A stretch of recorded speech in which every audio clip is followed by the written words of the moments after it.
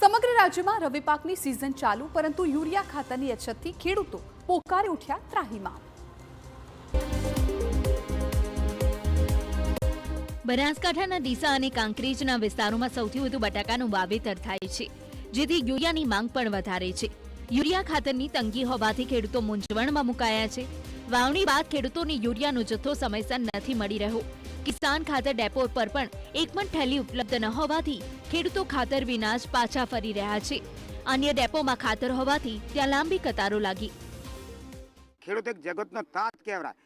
દાઢ તડકો વરસાદ હોય ગમે પરિસ્થિતિમાં ખેડૂત આટલું બધું પકવી ના તો ખેડૂતની કોઈ ઓભળવાળો નથી। સરકાર કે અમે આટલું સહાય કરે, કોઈ સહાય ખેડૂતનો કોઈ સહાય કરતું નથી। બનાસકાંઠામાં લગભગ 8,000 ટનની જરૂરિયાત સામે હાલ ખાતરનો 3,000 મેટ્રિક ટન જથ્થો જ ઉપલબ્ધ હોવાથી આછત સર્જાઈ છે, પરંતુ એગ્રો સંચાલક ખેડૂતોને રાસાયણિક ખાતરનો ઉપયોગ ઘટાડવા કહ્યું।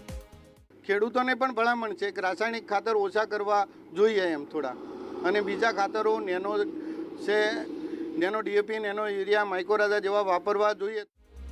જો કે ખેતીવાડી વિભાગે પણ ઇફકો દ્વારા જલ્દી જ વધુ ખાતર પહોંચાડવાની ખાતરી આપી છે। જે ઇફકો ને જીએસએફસી જેવી કંપની છે એના દ્વારા રેકનું આયોજન કરેલ છે, જે ટૂંક જ સમયમાં આ ખાતર આપણને ઉપલબ્ધ થશે।